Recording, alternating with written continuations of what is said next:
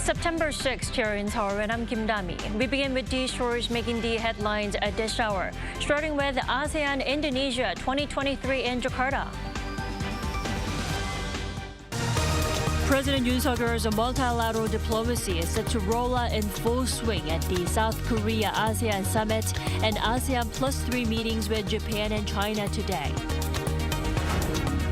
The White House warns North Korea it will pay a price if the regime provides weapons to Russia. And Russia says it has a no comment to make about a much speculated meetup between North Korea's Kim Jong-un and Russia's Vladimir Putin. Ex-Proud Boys leader Enrique Tarrio is sentenced to 22 years in prison for his part in the January 6 Capitol riot. It's the longest sentence handed down for involvement in the incident. President Yoon Suk-yeol begins his week of multilateral diplomacy in Jakarta, where he arrived Tuesday, a day before his meeting with the Association of Southeast Asian Nations. After touching down in the Indonesian capital, Yoon first attended a dinner banquet with 180 South Korean expats.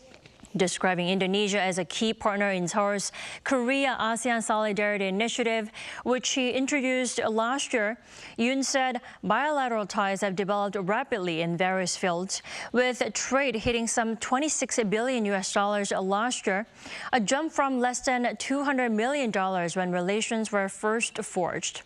To mark 50 years of diplomatic ties, Yoon will hold a bilateral summit with his Indonesian counterpart on Friday and also attend a business roundtable of corporate leaders and an AI Festa event involving Korean and ASEAN youth. And today, President Yoon Suk-yeol is set for a bilateral dialogue with ASEAN member states, where he'll deepen cooperation based on his vision for freedom, peace, and prosperity in the region. Our presidential correspondent Oh Soo-young has more.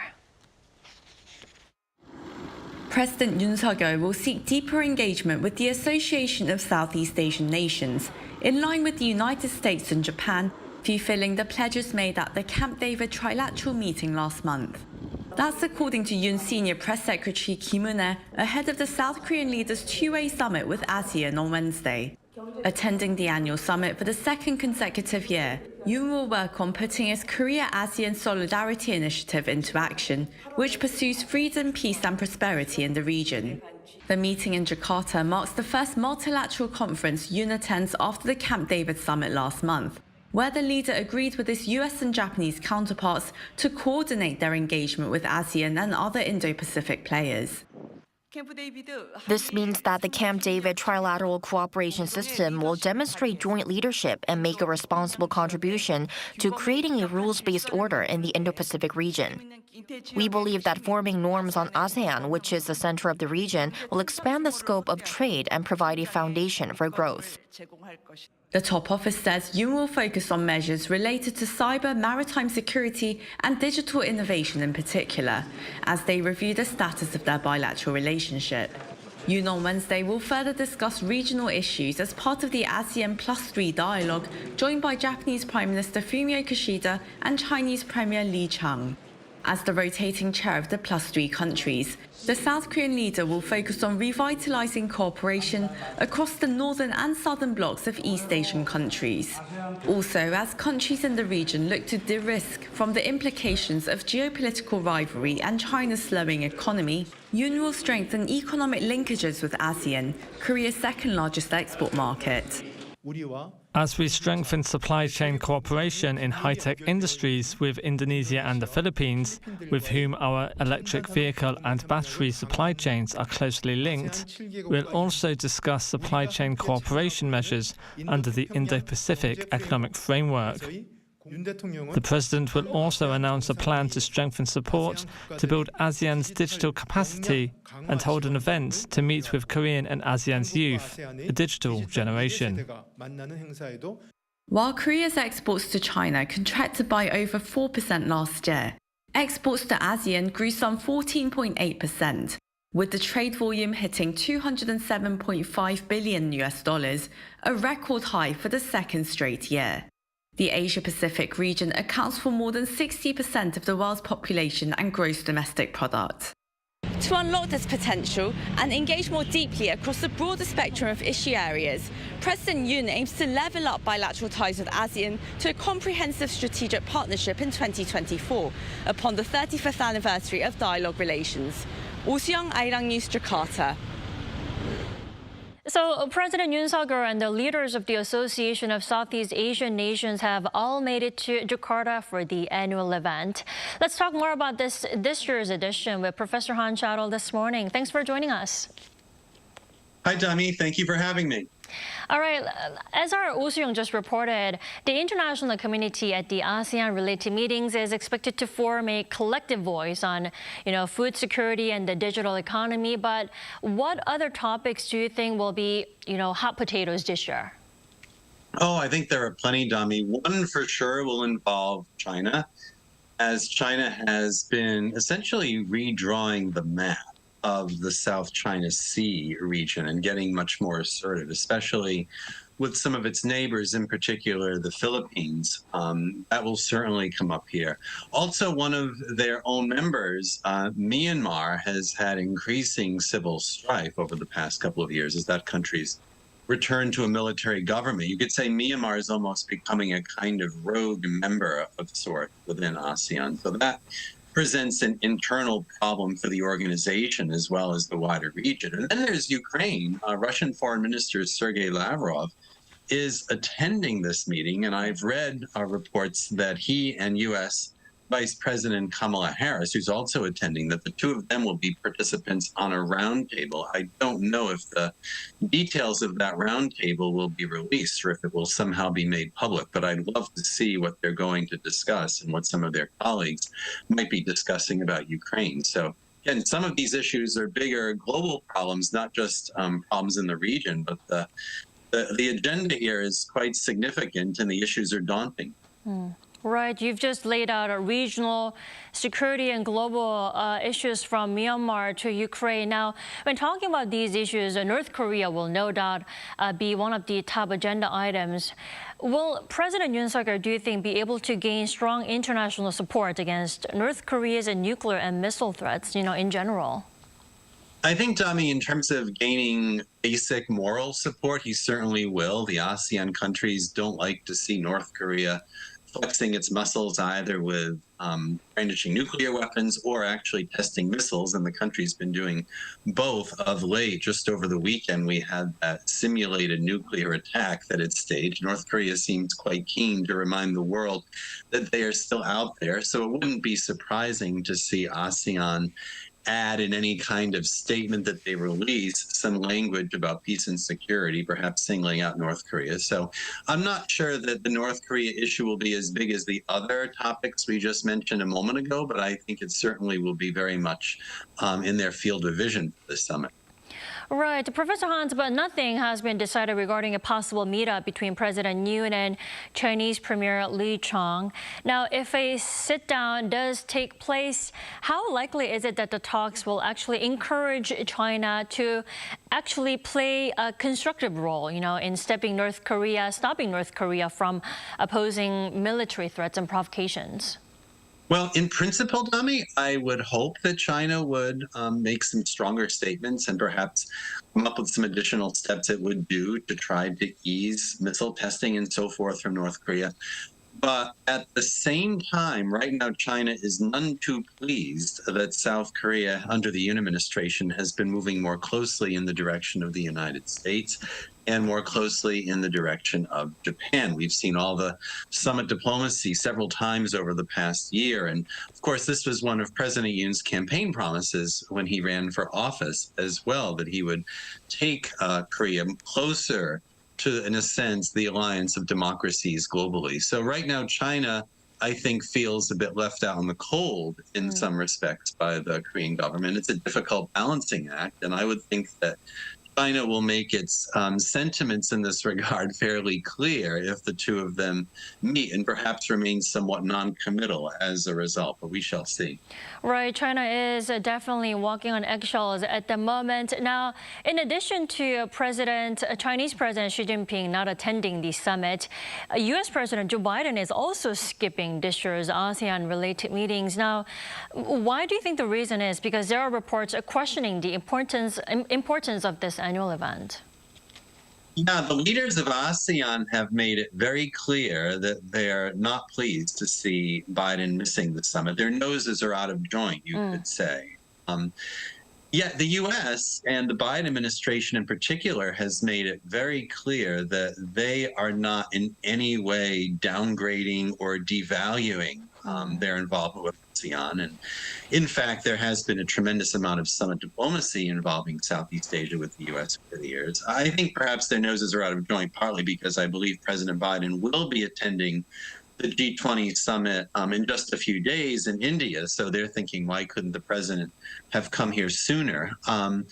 Yet the president of the U.S. does have a lot on his plate. It's also possible here that with the 2024 re-election campaign coming up, and with apparently with Biden's plans to put Kamala Harris on the ticket once again as vice president, and I think his age and his health and fitness for office and her suitability for the presidency will certainly be an issue. It may have been that President Biden thought this was an opportunity to give Kamala Harris some additional portfolio and a little bit of a higher profile going into the campaign. I have no idea if that was actually the driving reason, but I do think the president is looking for ways to boost the profile right now of his vice president. So it may have been domestic political considerations above all else behind the decision for Biden to send Harris. But again, we'd have to ask Biden directly what he was thinking here, and I'm sure he would restate his commitment to ASEAN in any case. Right. Those are all pretty valid and possible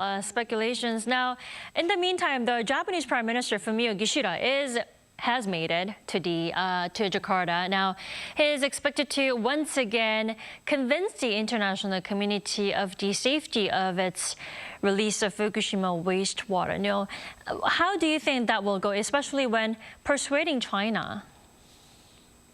I think it will go not well if the two of them meet. China does not want Japanese seafood right now. The government doesn't want it. I don't think the people want it.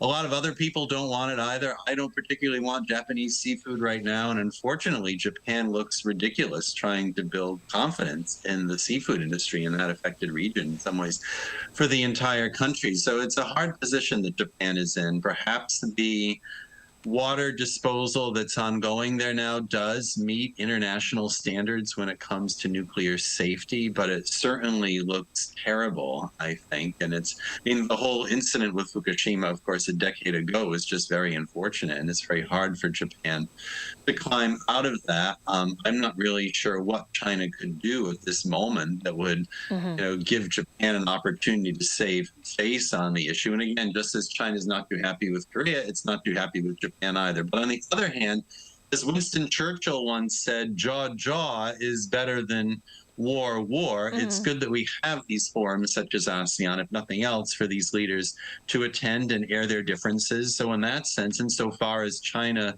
South Korea, and Japan are the +3 members of ASEAN, I think this summit has been a good opportunity for these leaders to get together, even if they just end up agreeing to disagree.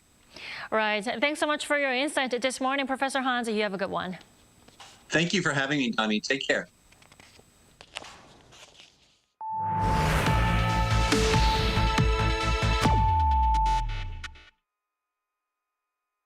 Pyongyang and Moscow are reportedly inching closer to an arms deal to assist Russia in its ongoing war in Ukraine. And Washington warns North Korea will pay a price for it if it provides weapons to Russia. Lee Seung-ja has more. North Korea will pay a price if it provides weapons to Russia. That warning was issued by U.S. National Security Advisor Jake Sullivan on Tuesday during a press briefing at the White House. Providing weapons to Russia for use on the battlefield to attack grain silos and the heating infrastructure of major cities as we head into winter, to try to conquer territory that belongs to another sovereign nation, this is not going to reflect well on North Korea, and they will pay a price for this in the international community. However, Sullivan said that there were no indications yet that Pyongyang has provided large amounts of weapons to Moscow, but negotiations on the matter are actively advancing. The latest stern warning from the U.S. comes as North Korean leader Kim Jong-un is reportedly set to visit Russia to meet with Russian President Vladimir Putin to discuss a possible arms deal. Russia, however, slammed both South Korea and the U.S. for their military cooperation, saying that it goes against the idea of denuclearizing the Korean peninsula.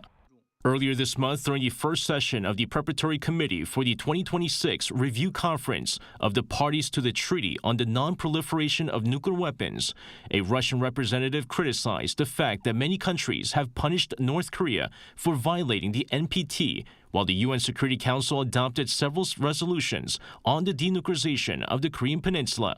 However, Russia also noted that the U.S. sent a nuclear-armed submarine to South Korea in July. The representative further criticized the alliance between the two countries, saying that both Seoul and Washington are responsible for the tensions created on the peninsula. Lee Seung-jae, Arirang News. While an arms deal between North Korea and Russia appears to be actively advancing, North Korean leader Kim Jong-un is reportedly heading to Russia soon for talks with his Russian counterpart. But the Kremlin declined to comment on the possibility of Kim-Putin talks. Bae Eun-ji reports. North Korean leader Kim Jong-un may travel to Russia as early as next week to meet with Russian President Vladimir Putin to discuss the possibility of supplying Russia with more weaponry and other military cooperation. Citing American and allied officials, the New York Times reported Monday local time that Kim would likely travel from Pyongyang, probably by armored train, to Vladivostok, where he would meet with Putin. U.S. National Security Council spokesperson Adrian Watson also confirmed Monday that Kim is expected to visit Russia to discuss arms sales with Putin, and that the visit is widely anticipated to take place this month. She added that Kim expects leader-level diplomatic engagement with Russia, following Moscow's attempt to convince Pyongyang to sell artillery ammunition for its war in Ukraine. U.S. officials said in return, Kim would ask Russia to provide North Korea with advanced technology for satellites and nuclear-powered submarines. It would be the first foreign diplomatic activity for the North Korean leader in 4 years. Kim last met Putin in April 2019, then met China's Xi Jinping 2 months later in June. Since January 2020, the North isolated itself for 3 years during the COVID-19 pandemic. One expert noted that this comes after the historic summit last month between the leaders of South Korea, the U.S., and Japan at Camp David, where the three countries agreed to strengthen security ties. Overall, I think they will strengthen the three-way relationship between North Korea, China, and Russia. South Korea, the U.S., and Japan have already agreed to build a new trilateral security framework. So this is going to make the conflict between the liberalism bloc and totalitarianism bloc more obvious. As for the reason why the U.S. government confirmed details of Kim's possible visit to Russia, he said it's probably to raise awareness, to call on the international community for stronger cooperation, in order to block illegal arms trade between Pyongyang and Moscow. The New York Times also said U.S. officials have, at other times since the war broke out in Ukraine, released declassified intelligence to try to dissuade North Korea, China, and other countries from supplying Russia with weapons. It also reported that officials say White House warnings about planned transfers of North Korean artillery shells stopped previous cooperation between North Korea and Russia. Bae Eun-ji, Arirang News.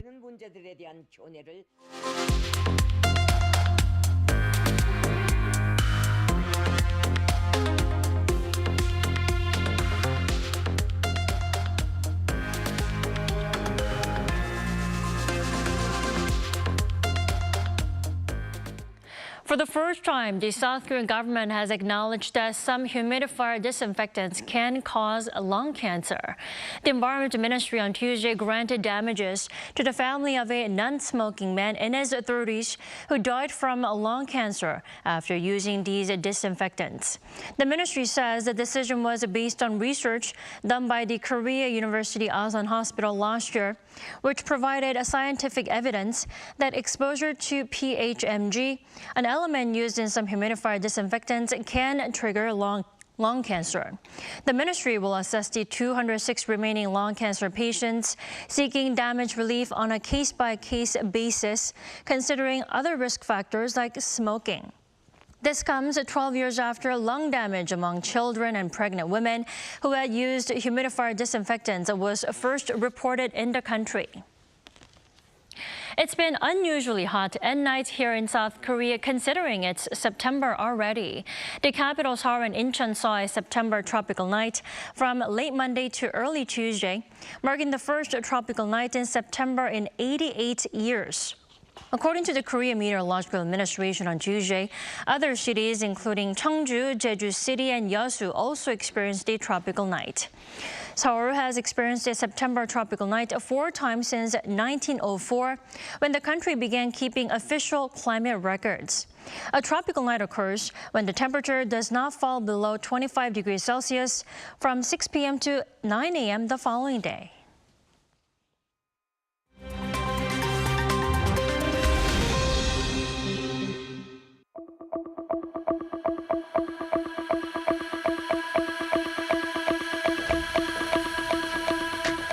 Good morning, I'm Matthew Ashley, and we now turn over to stories from around the world. We begin in the United States, where the chairman of the Proud Boys, a far-right militant organization, has been sentenced to 22 years in prison for his role in the January 6 Capitol riot. Enrique Tarrio was given the sentence on Tuesday over multiple charges, including seditious conspiracy. This for attempting to forcibly prevent the peaceful transfer of power from then-President Donald Trump to current President Joe Biden. The 39-year-old was handed the longest sentence out of anyone who has stood trial in relation to January 6. Prosecutors had sought 33 years. Although Tarrio was not in Washington during the riot, he was found to have helped coordinate the group's involvement. He is the last of 5 Proud Boys to be sentenced. Other members received prison sentences ranging from 10 to 18 years.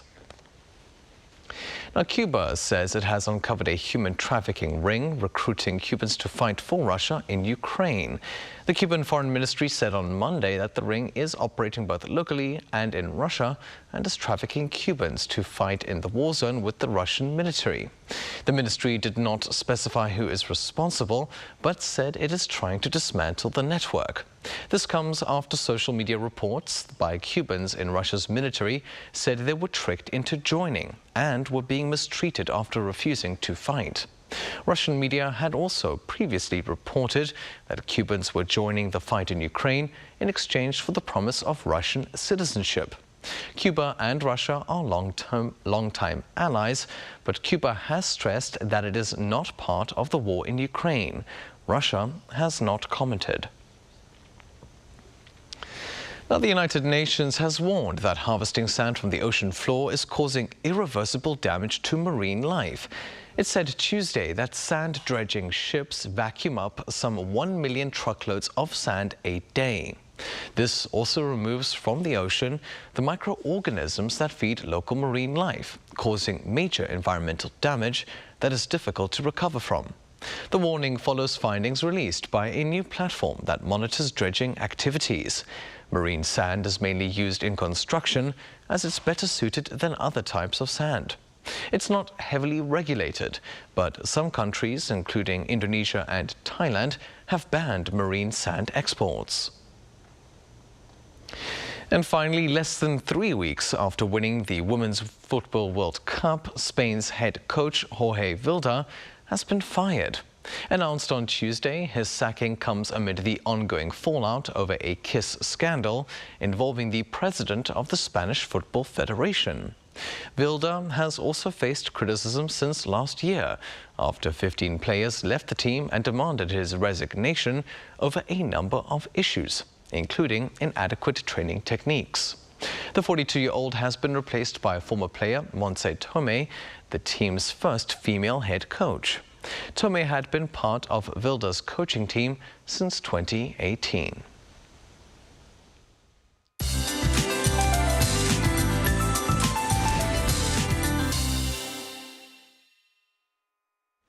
Good morning. It's early September and we don't expect to be under a heat wave advisory around this time of year. Yet, much of the western regions is under a heat wave advisory, and most parts will see highs in the 30s under clear blue skies. But East Coast regions will see 5 to 20 millimeters of showers due to easterly winds. Then Jeollado province and surrounding areas and Jeju Island will be seeing pop-up showers this afternoon, and especially those in Jeollado need to be aware of heavy sudden showers. Skies will be sunny for the rest of the country with high UV rays, so sun protection items are the must. Then Seoul and Gwangju will be topping out at 32 degrees Celsius this afternoon. Afternoon heat continues hovering in the 30s, but at least we won't struggle to get a good night's sleep due to uncomfortable heat. That's Korea for you, and here's a look at the international weather conditions.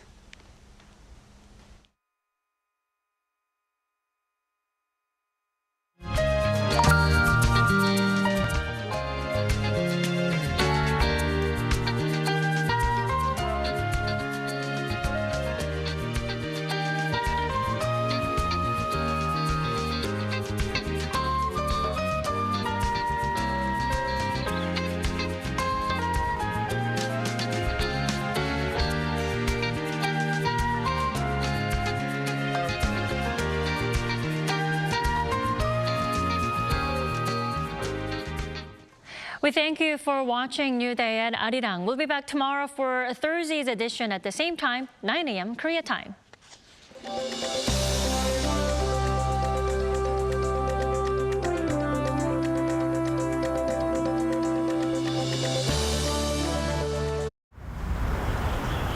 Welcome.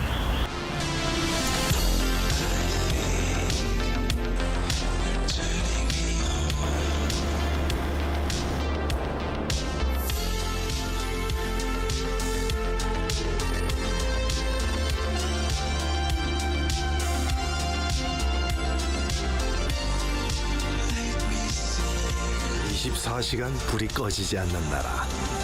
감당할 수 있겠니? Welcome.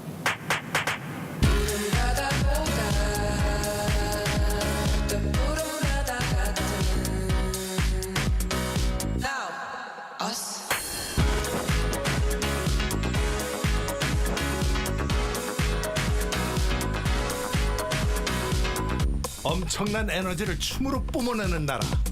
감당할 수 있겠니?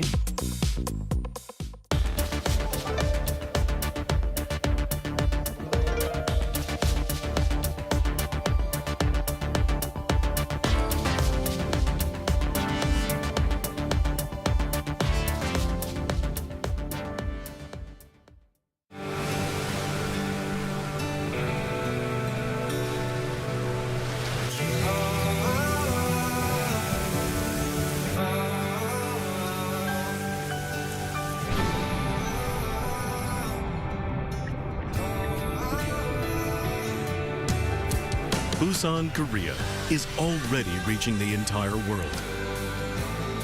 Like ocean waves that travel far and wide.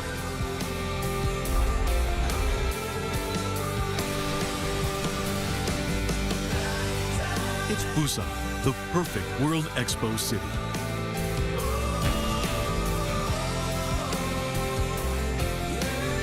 Transforming our world, navigating toward a better future.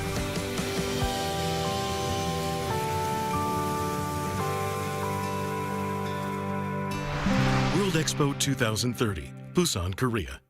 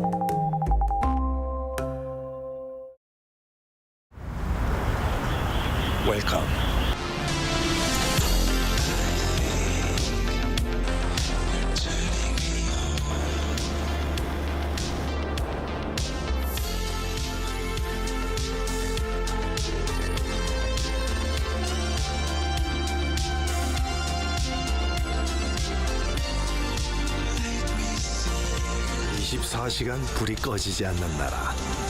감당할 수 있겠니? 한국에 오면 먹어야죠.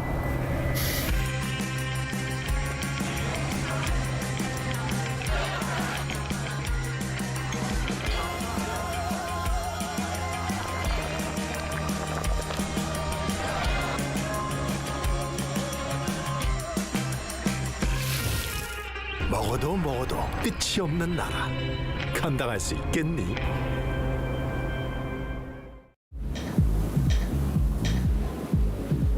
웰컴.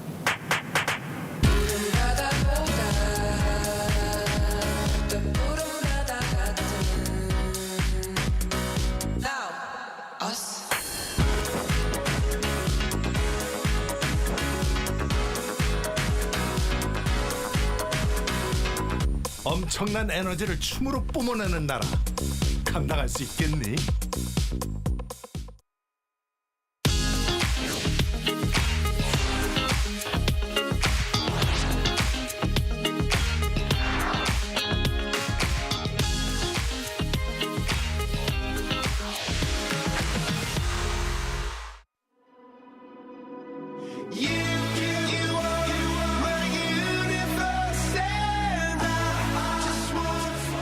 We're here to make a new type of news.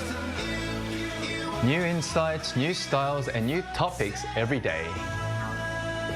We are News Generation. Making news just for you. It's September 6th here in Seoul. I'm Yoon, and this is News Generation, where we make the news at Arirang's very own open studio. Every morning, we'll discuss the top issues and latest current affairs affecting people in their 20s and 30s.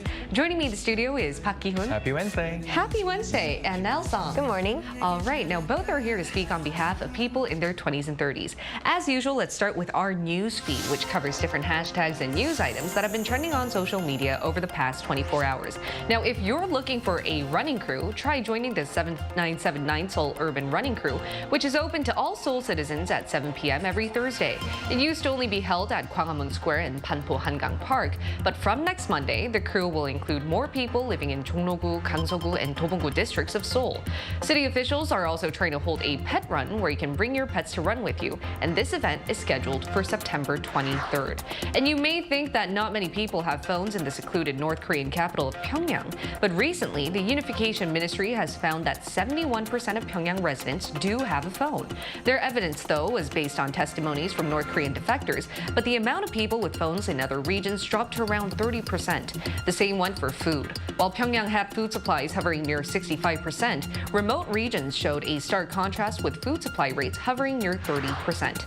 And the culture ministers of South Korea, China, and Japan will gather for their annual meeting next week, where they discuss ways to boost cooperation. This year, the meeting will take place in Jeonju City in Jeollabuk-do Province, and this is the 14th meeting of its kind where the ministers release a joint statement on how they'll promote cultural exchange, specifically in content and the arts. Now, it will be the first time in 4 years the culture ministers will meet in person. The main agenda they will be talking about is how to foster better cooperation and infrastructure for the next generation, specifically in the sports and cultural content sectors.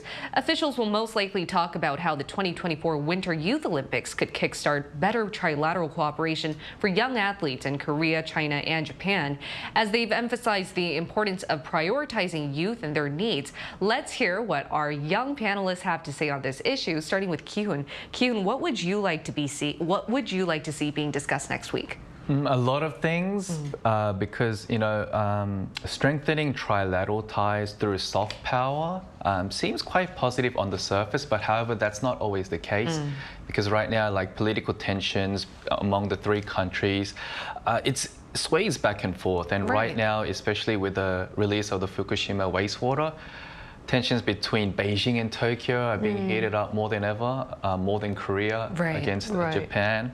So honestly, for our next generation to cooperate much better between the three countries, I think we need to first mend ties that need to be solved immediately, that relate closely to our generation, the younger generation, not so much among each nation's government or like the political leaders. So not so much. I think soft power is important, but also the hard power as well. Yeah, that's a very good point, because the culture ministers mentioned that they want to boost up cultural cooperation and really put aside diplomatic issues at the point. But as you mentioned, that should be covered first in order for better relations to come forth. What about you now? Yeah, I agree that while it's great that we're keeping this kind of positive atmosphere, and I think at times it's necessary, especially if you've had issues and tensions going on for a long time, but I agree that we shouldn't glaze over the other issues that are important. And as we're mentioning the trilateral cooperation and cultures, I certainly think that this would be a great chance to not overlook any of the claims on our heritage and our territories, and not to be emotional about it, but really to keep that in mind as we move forward. That's also a very important point, because historical heritages is also a very big part of the cultural sector, and we've had a lot of disputes in the past. A lot of tension. And our generation is well aware of not only the soft power, like cultural content, but as you guys both mentioned, the historical disputes that are still left to be settled, and also diplomacy. We still need to see what happens there. And that was our news feed for this Wednesday. Let's now head into our main discussion topic of the day. What does it mean to be a fan? How far can we go to show our admiration and love to our beloved celebrities and idols? This seems to be a heated question asked in many online communities, especially after this one particular incident. Take a look at the screen to find out what this is. A few weeks back, supposed fans of K-pop boy group 17 sent a protest truck. A protest truck with messages demanding that the group member Joshua leave after being swamped with dating rumors. The member apparently didn't try hard enough to hide the fact that he was dating an influencer, which disappointed fans. Some apparently went as far as upgrading the protest truck to a Porsche. This was due to the rumor that Joshua bought his alleged girlfriend one. The behavior of these so-called fans raised eyebrows and criticism about what it means to be a respectful fan. Also, it highlighted the need to re-examine what a healthy relationship is like between a fan and an idol. It's not only 17's Joshua who has received these so-called protest trucks. Apparently, it's a common way these supposed fans communicate with their idols. So, Ki-hoon, could you tell us a bit more about the recent protest truck controversy and how they've been used in the past? Right, so these so-called protest trucks started in 2017. Back then, fans would express their criticism to the entertainment companies, not so much to their idols, kind of expressing their views, saying, can you take better care and support our favorite idol members? But nowadays, their expressions have broadened and somewhat crossed the line in some sense, because they were requesting changes in makeup, choreography, removal of facial and body hair. Okay, that's it was real. It happened. And even telling them to lose weight, because they seem like that they've gained weight on the screen. So diehard fans' way of protesting has definitely changed, and I think this has become the reason because they have invested more time and, of course, money into these idols even before they debut. So it was obviously one way of marketing through from entertainment companies. So I think these diehard fans have this kind of feeling of ownership and a sense of being a stakeholder. So they have more, I guess, say in their personal lives and what they do on and off the camera. That's a very good point, Yoon. You mentioned that they feel like they're a stakeholder. Right. And I think that's it facilitated because of the digital platforms out there. Right. Idols are communicating with their fans via social media, so I think fans feel a better connection with the idols compared to the past, where they think that their opinions can easily fall through. Exactly. But could you also give us actual real-life examples of celebrities and their fans or fan clubs doing this sort of interfering with, I guess, what they do? Yeah. So 2 p.m. recently, this came up, are holding concerts, comeback concerts, and they have a lot of fans, and they have been protesting for bigger venues and more schedules for the concert so that more people can attend. Right. And as people who are part of the fan club, they're kind of given priorities to get into the concerts, but it's already so full that more people want to get in. So they're protesting for more. And similarly, this has happened with 소녀시대's Taeyeon. They're saying, bigger venues and to promote her album and her tour better, as well as filtering and regulating the online bullying comments. Right. And there's been other ones like Red Velvet, where they have been protesting for more albums, as they have been active for about 10 years and only have 2 full albums. So they're asking the company to release more albums on their behalf. Right, and I understand all of that because they're protesting for the rights of their favorite artists to be protected. But in the case of 17 Joshua's protest truck, I hear that it wasn't from official fans or the fan club. And it was also against his dating, which is his private life, right? Right. To be clear, there are official fan clubs that you can register. You pay for a membership, you get in, and they give you merch, and they kind of work with the entertainment. But then there's the unofficial groups where people gather and they talk about, similar things perhaps, but they may share different opinions on, whether they should remove body hair or, who they should date or not. And as their strong opinions get bigger, they come together and start protesting with trucks and such.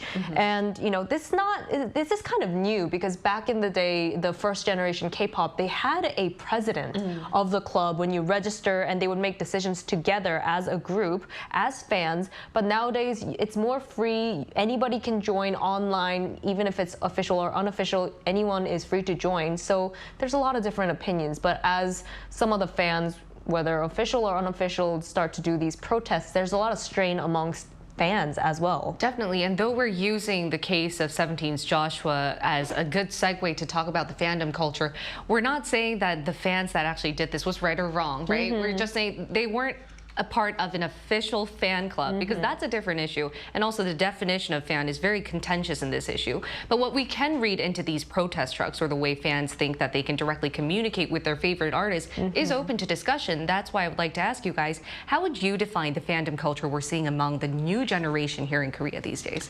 Compared to the past, like I mentioned before, fans have gained more authority and play an important role in the success of an idol or the idol groups. And entertainment companies know this. So how they market is, they use a lot of social media platforms to promote their idols, and hence they gain a closer and a stronger relationship with the fans.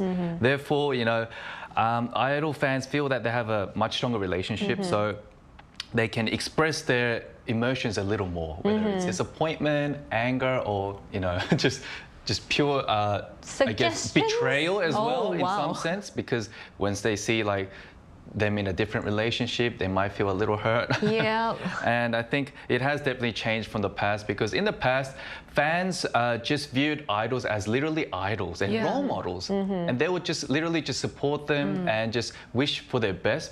But nowadays, I think fans have this feeling of nurturing their idols because they invest so much money and time into them. So they even act like parents and even girlfriends and boyfriends. So I think they've become a little too personal. Fans that's these right. days. To the extent where they're interfering with their personal matters. Right. What about you now? What would you say? I think just to add on to that, I think a lot of fans have become emotionally attached. As in the past as well, they were emotionally attached, but as there is this interaction between them, like we were mentioning on social media or even the live shows, and they have, if you join the fan club, there's more opportunities to maybe meet them at autograph signing events, and they spend a lot of money. They do. They spend so much of their money, their time, their emotions, so they feel like they have the right to give an input, and they, buy dozens of albums to get just the right type of photo card, or even that ticket to get to an autograph signing event. I've seen people buy 20 albums and just kind of leave the albums and take whatever's inside. Like the photo cards and stuff like that. Yeah, it's kind of like the golden ticket in the chocolate that they're looking for. But I think foreign fans or even Korean fans pay a lot of money to do billboard ads as well for their birthdays and their debut anniversaries, and so they feel like they need to get something in return for that from them personally. Which is understandable given the amount of time and money they've invested to their favorite idols. And we'll talk about whether the way they express their betrayal or their disappointment is right or not. But before moving on, let's hear what our viewers have to say about Korea's unique fandom culture, and let's see if they found anything distinctive about it. Take a look at the screen to find out. So Leon Teo said, I think what I find interesting in the Korean fandom culture is the birthday support events for your favorite idols, like sending coffee trucks, having subway and billboard advertisements, and holding cup sleeve events at cafes. Pongsom78 said, I was shocked to see fans renting out a cafe for a day where they could enjoy themed drinks based on their favorite members, indulge in desserts, and purchase merchandise. The price of these drinks and desserts were astonishingly high. And Mola Gurwal said there's no boyfriend or girlfriend rule, at least in practice, if not on paper, is deplorable.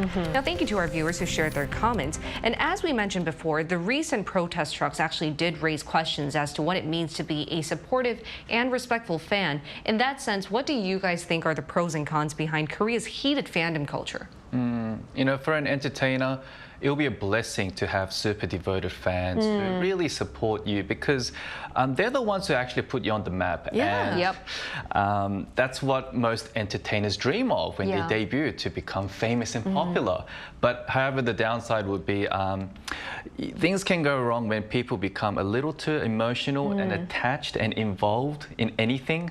And I think some Korean fans become a little too attached, and they hence invade their personal space and privacy. So I think both sides should be mindful of where they stand in this relationship and act a little more maturely so that no one gets hurt in the end. What about you now? I mean, I also think that it's great that they have this much passion and love for who they love, and spending that much time is their freedom and their choice. But I think when this love gets too intense, I think people can get hurt, whether it's between the fans and the artist or between themselves, because everybody has a different way of showing love. But, you know, there's also diehard fans, or in Korean, we call them haseng, who invade their privacy, call them, send them delivery food to their houses, and sometimes, you know, send unnecessary bad gifts when they're disappointed in them. I really think that's crossing the line, and even fans are saying that's not a fan. Exactly. They're crossing over to that, and I feel like when it comes to that point, it's obviously very toxic, and there needs to be a standard and boundary for people to regulate that somehow. Definitely. I don't know how. I don't have a solution right now, but it's definitely something that needs to be addressed. And I think it's almost like, because they have so much power, they're investing, you know, money into it, but it's also, it kind of leaves them vulnerable to be taken advantage of, because they have this artist that they love so much and they want to invest in them. But if they raise the prices, they still have to keep paying because they love them so much, like concert tickets. It is a hard issue that we need answers to, but to better find out what the best solution to be is and what the best definition of an actual fan is, let's include a fellow millennial who's also a great K-pop fan herself, who can share her insight about Korea's unique fandom culture and share what fandom culture is like in other parts of the world.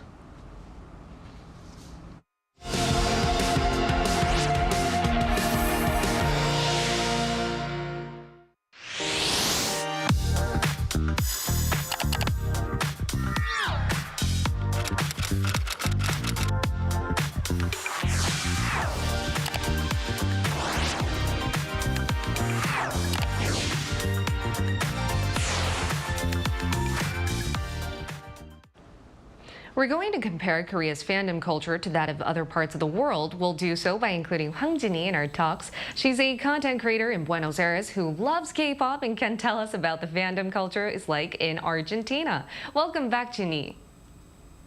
Hello, how are you? Hey. Hi, Still Tuesday here in Buenos Aires, Argentina. Yes, hi. Now, I would like to ask you the first question. What would you say are the distinctive traits behind Korea's fandom culture? Oh, I would talk more about the culture I noticed in Latin America, fans in Latin America. I feel the fandom has more experience and knowledge than ever.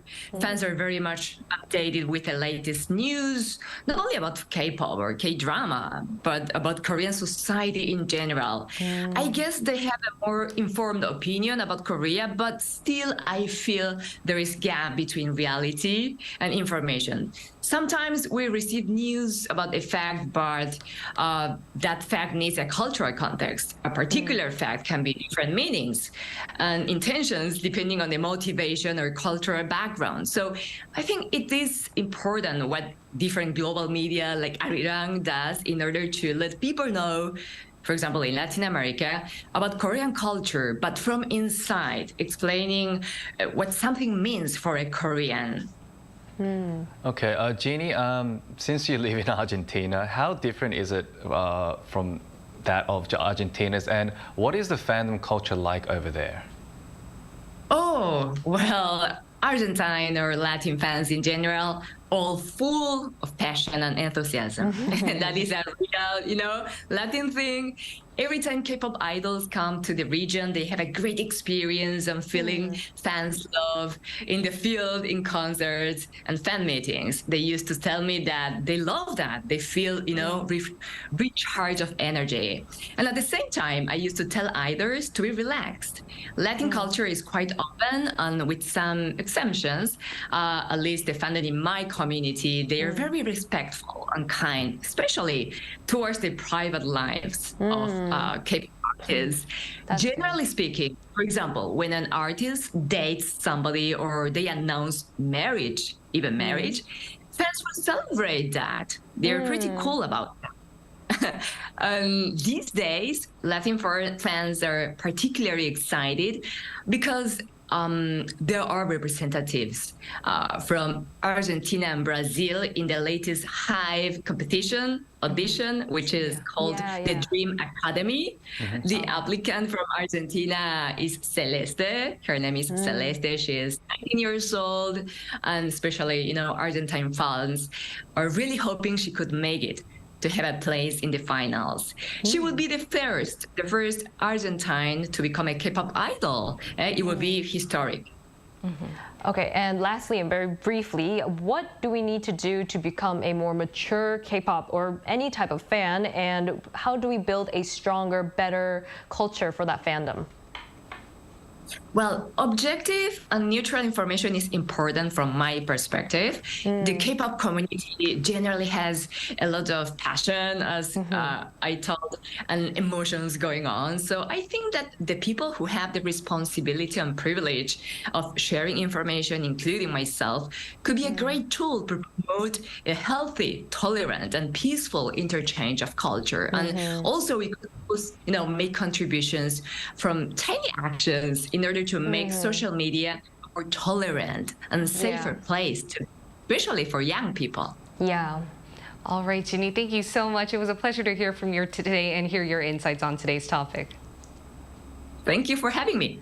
All right. Ginny mentioned that Latin American fans are very supportive of their idols and their favorite celebrities out there, but I would like to mention, so is in Korea. Today we did talk about how fandom culture could go too far and the extent where fans might be obsessed with the personal lives of their idols and express it in a wrong way. But there's so much healthy fandom culture in Korea, I believe, as well. Would you guys like to elaborate on what we should continue on to see more safer and stronger fan culture here in Korea? Entertainers and fans go hand in hand, and fandom club culture has rapidly changed over the years. So I think there needs to be a bit more concrete measures that outlines and regulates the behaviors of fans and how much they can actually intervene with entertainers. And of course, on the entertainer side, they should be a bit more educated in how much they should actually respond to these kind of support love.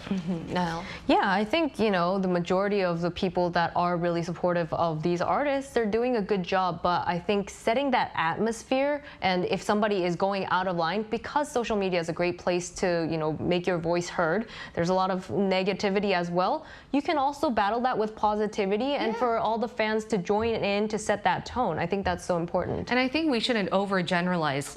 A minority of fans don't represent the whole fandom or fan culture. Exactly. Even for Joshua's protest trucks, that was from a minority of Chinese fans out there. So it doesn't really represent the whole fandom or who a fan could be. So I think it's up to us as well, our generation. Each individual counts. Exactly, to accept all this type of different things out there. And we'll be here every day from 9:30 to 10 a.m. Korea time, bringing you more topics young people are talking about. Special thanks to Park Ki-hoon and Nao Song. No problem. All right, and thank you everyone for watching. We'll see you tomorrow. We are News Generation.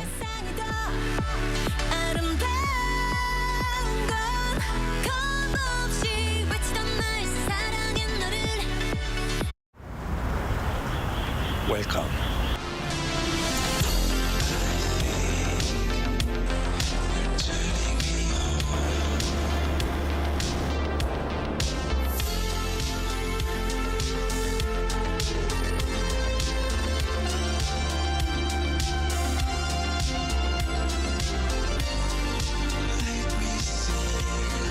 24시간 불이 꺼지지 않는 나라. 감당할 수 있겠니? 하나, 둘, 셋. Hey, Mr. Cupid, who's lying? Make sure you listen to what I say. I may be stupid or quite naive.